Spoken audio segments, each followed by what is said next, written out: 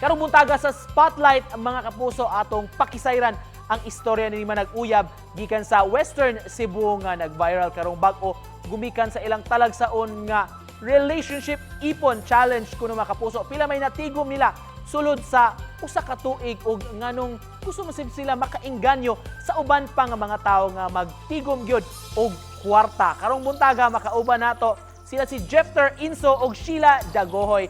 Good morning, Sir Jeff, Ma'am Sheila. Welcome sa GMA Regional TV Live. Kumusta mo karong buntaga? Hello, maayong buntag mga kapuso. Hello, good morning sa mga Pilario Ginso family o sa mga workmates nako. Daghang salamat sa pag-uban kanamo among pakisayran kining inyong istorya. Mag-una ta sa inyong love story. Pila man mo ka years as a couple? 1 year. 1 year. Unsa may sinugdanan ini inyong love story? Nagsugo ni sa simple nga hi ug hello sa Facebook. Sa una, kanang sa wala gid ko to nga tagdon ko niya kay since college class kay ko ni siya gyud. Ya, dito nagsugo na mong communication. So, until na abot sa prank-prank, nihilak siya. Pao goto nga dito ra gutob kay wala nagkumyo. But thanks God. Napasagot gyud nako siya sa tamis nga niya nga yes. Unsa may sikreto, Sir Jeff, nga imo siyang napasagot, napatubag nimo sa iyang tamis kaayo nga oo? Kuan na gyud kang igugmaon na gyud sakto. Nya iampo lang gyud sa Ginoo pirmi. Ma'am Sheila, unsa may naa kay Sir Jeff nga nakapaingon ka nga imo siyang gisugot? Kuan sir, naglantaw yun siya sa iyang kaugmaon, sa among kaugmaon pohon. Unsa may common ninyong duha? Unsa po yung mga maingontang differences, mga kalainan po ninyo sa kinaiya ba kaha? Kaming duha is pareha gyud bitaw ming naglantaw para sa among kaugmaon and we're both hilig og travel. Ya, among kalainan sir kaya ang kuan siya kay di siya ganahan og suphon pero hilumon siya pero great observer. Wala ko sa unsa ray buhaton okay ra ginako gyud. Dawat nako. Nganong nakahuna-huna man mo aning 1 year nga ipon challenge, unsa may nakapamotivate ninyo ini? Kinsa may nakapa-inspire ninyo?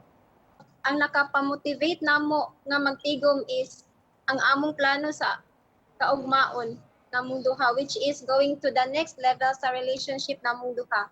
And road to forever na. Pagka sugod gyud ninyo pag manag-uyab, nagsabot na gyud mong dayon nga mag-ipon challenge mo. O sir, pag July lang nagsabot na gyud mi nga kanang magtigom mi kay para bitaw in the future na asad mi magamit pa and for emergency use. Unsa may pamaagi ninyo sa inyong pagtigom, paghulog sa inyong alkansiya every month, kada adlaw, tagpilaon man pud ang inyong ihatag ini? Atong July to January sir kay 140 pati isa namo, then pag abot na og February amo nang gitag 200 kada usa namo. Taga semana. Oo nya giapil na sab namo ang mulitok og bad words 20 pesos per word. Unsa man gyud goal ninyong duha?